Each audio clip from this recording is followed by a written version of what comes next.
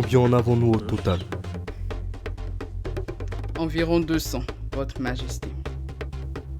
J'ai entendu parler de Sundiata, un pseudo-roi qui s'autoproclame empereur de tout le monde depuis qu'il a vaincu le terrible Sumongoro. Le connaissez-vous? Sundiata Keita, l'enfant lion, le Mansa des Mansa, le Fama. Tout le monde connaît ce brave jeune homme. J'avoue que je ne m'attendais pas à ça. À quoi vous attendiez-vous? Qu'est-ce que cela signifie? Et puis, qui êtes-vous? Retiens bien ce nom. Retenez tout ceci. Ça ne tiendra qu'en une phrase. Pas de multiples noms ridicules pour vous embrumer l'esprit. Je suis Abdul, roi de Kungara et futur empereur du Mandé. Roi du Kungara? Mais qu'avez-vous fait du roi Kamaté? Où est-il? Oh, Sa Majesté Kamaté? Ne vous inquiétez pas pour lui. Il est en ce moment en pleine cure. J'espère qu'il perdra beaucoup de poids à la fin de son traitement. Comment osez-vous? Vous regretterez votre effronterie. Non mais, où va ce monde? Parler du roi Kamaté de la sorte? Avez-vous idée de qui est réellement cet homme? C'est vous qui êtes insolent en vous adressant à moi de la sorte. À ce moment précis, j'ai toujours mon statut de roi, ce qui n'est plus le cas pour vous.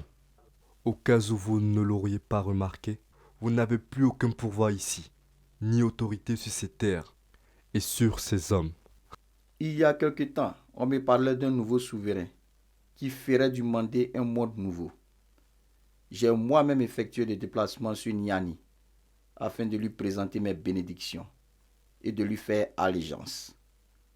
Aujourd'hui, vous vous présentez à moi avec des armes en tant que futur empereur du Mandé. Maintenant, qu'attendez-vous de moi? Qu'attendez-vous de mon peuple? À votre avis? À compter de ce jour, je suis l'unique souverain de Tenkiso. Vous et votre peuple me devez respect et obéissance. Et je doute d'ailleurs que vous n'ayez d'autre choix. Les hommes ici dans le Tenkiso sont grands et forts. Les femmes braves. Les enfants très vifs et éveillés. J'aime ça. Cette région regorgerait d'importants gisements d'or. J'envisage d'en faire des mines. Et les hommes forts et les femmes braves de Tenkeso me seraient d'une grande utilité pour leur exploitation. Tu comptes asservir mon peuple, les réduire à l'esclavage. C'est exact. Vous pourriez vous rendre utile. Leur filer peut-être un coup de main. Je refuse de faire cela. Je refuse de me soumettre.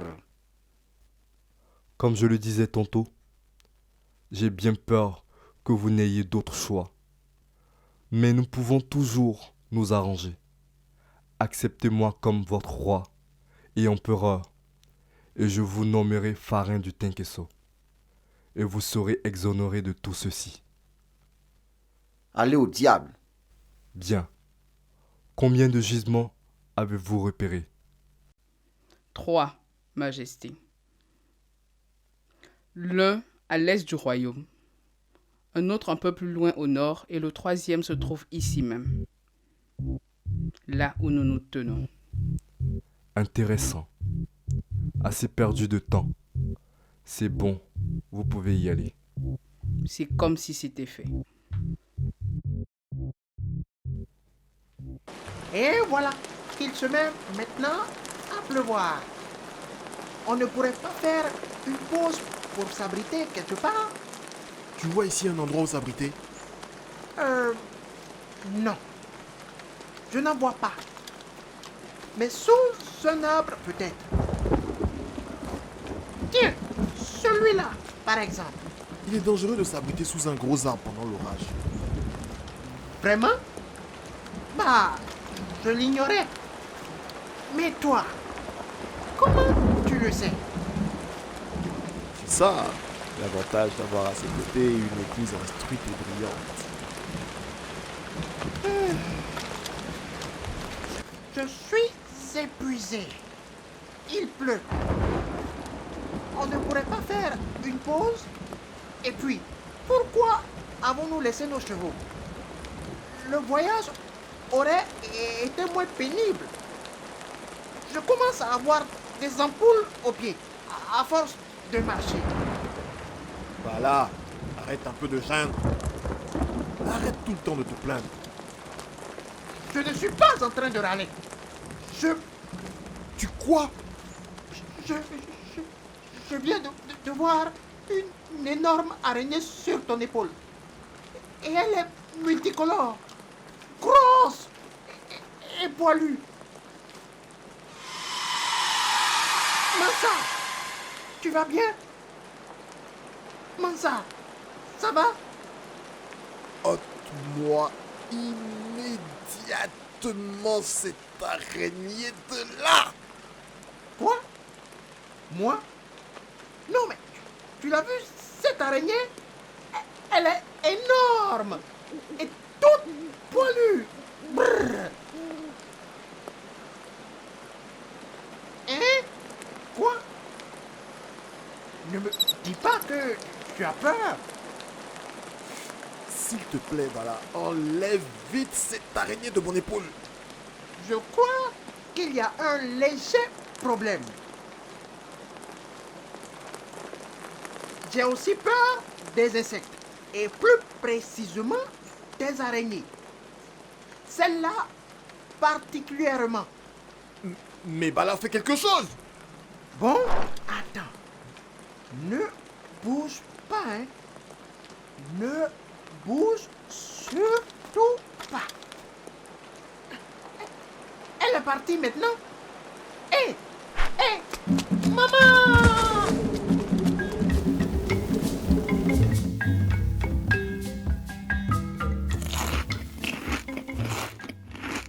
Noura, quelque chose m'intrigue. Quoi? Tu veux parler de Dankara? Moi aussi, il m'inquiète. On devrait faire quelque chose pour lui. Il passe tout son temps à manger. C'est inquiétant. Mais non, je te parle pas de celui-là.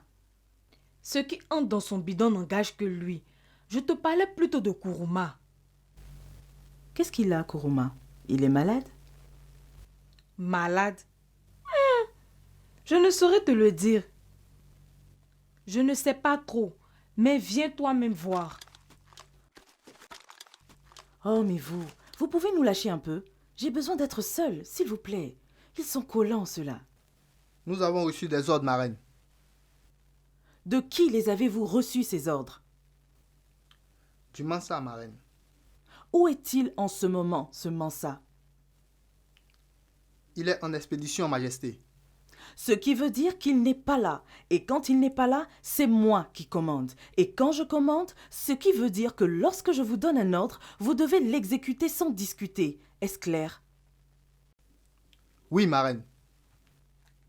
Il faut que j'ai une discussion sérieuse avec Sundiata à son retour. Les choses ne peuvent pas continuer comme ça. Calme-toi, Noura. Une reine ne s'emporte pas ainsi. Ah tiens, voilà, nous y sommes. Regarde. Mais c'est Kuruma. Il semble aller bien. Qu'est-ce qui se passe? Non, il ne va pas bien. Regarde-le. Tous les jours, il vient s'asseoir là, du matin au soir. Il n'adresse la parole à personne. Toujours sur l'offensive. Il n'a aucune vie sociale. C'est dérangeant, mais surtout inquiétant. Je pense comprendre ce qu'il a. Mais toi, depuis quand tu t'occupes plus des gens que de tes cheveux? Hier, je suis allée rendre visite à sa fille Mounia. C'est aussi une amie et elle me file souvent des conseils et astuces beauté.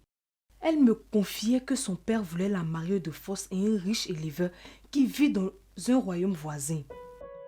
Elle a sollicité mon aide. Il faut empêcher cela de toute urgence. Si elle s'en va, qui sera mon coach beauté? S'il met en exécution son sombre projet, il aura transgressé les lois du Mandé. Cette pratique est proscrite selon la charte. Mais pour le moment, nous ne tentons rien, puisque rien n'est encore vérifié. Il nous faudra surtout ouvrir l'œil. Moi, je pense même qu'il devient fou. Il nous a surpris pendant notre discussion et il m'a chassé de sa maison. Il m'a même interdit de rendre désormais visite à Mounia. Vraiment? Oh, mais ce n'est pas le plus alarmant. Nous pouvons nous voir n'importe où, Mounia et moi. Mais ce qui me tracasse, c'est le fait qu'il soit assis là comme ça, à longueur de journée, avec cette mine-là, à ruminer une profonde rancœur. On peut clairement deviner qu'il prépare un mauvais coup. Qui prépare un mauvais coup ici? Toi, Afsa, toujours en train de raconter des ragots. Tu n'as pas d'autre chose à faire? Si, à deviner le nombre de plats que tu engloutis par jour. Et crois-moi, il y a du boulot. Bonjour, Oncle Kourma. Ne me salue pas. Et puis, je ne suis pas ton oncle. N'ose même pas m'adresser la parole, gros porc sans avenir. Tu fais honte aux braves hommes de Niamey. Tu fais honte à l'Empire tout entier. Honte à toi. Oncle Kourma, tu vois ce ventre? Il est comme un bouclier. Tes paroles, aussi blessantes soient-elles, rebondissent dessus.